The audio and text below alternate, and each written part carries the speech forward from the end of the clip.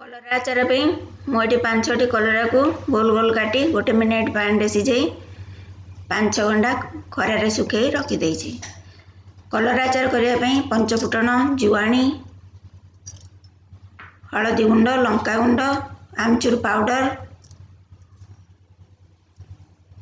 सोरिष, पानमधुरी, जीरा, सुखिला लंका,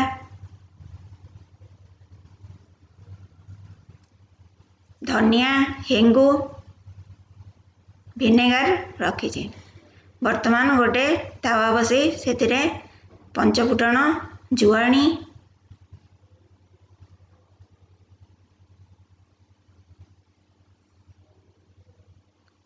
सोरिष, पानमधुरी, जीरा को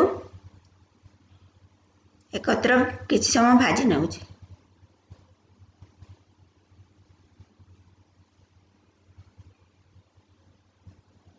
वर्तमान मोर हो सारी ताकू जार को ढाल दौचे। से तावारे कि अल्प धनिया भाजी नौचे।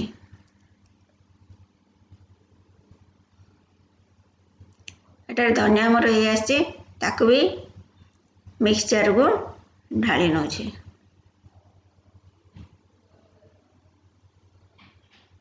ठंडा होला परे ताकू दरदरा पेसी नौचे। बेसी पालिश करें ये दरदरा रखिए।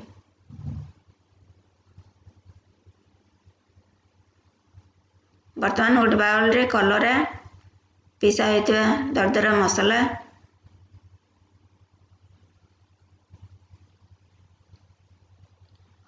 लंका गुंड,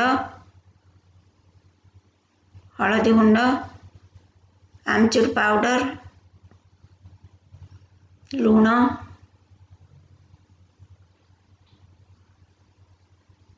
हेंगु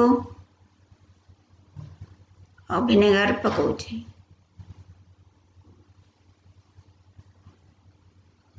सेतिरे 2-3 चमच तेल ऐड कर नौछि।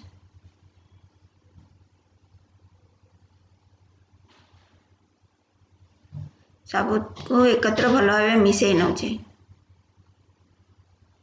बर्तमान आमर प्रस्तुत हो सारी कलरा आचार। ताको गोटे जार रे बाहर करी 5-6 दिन परे 5-6 दिन खरारे सुखे नेबे।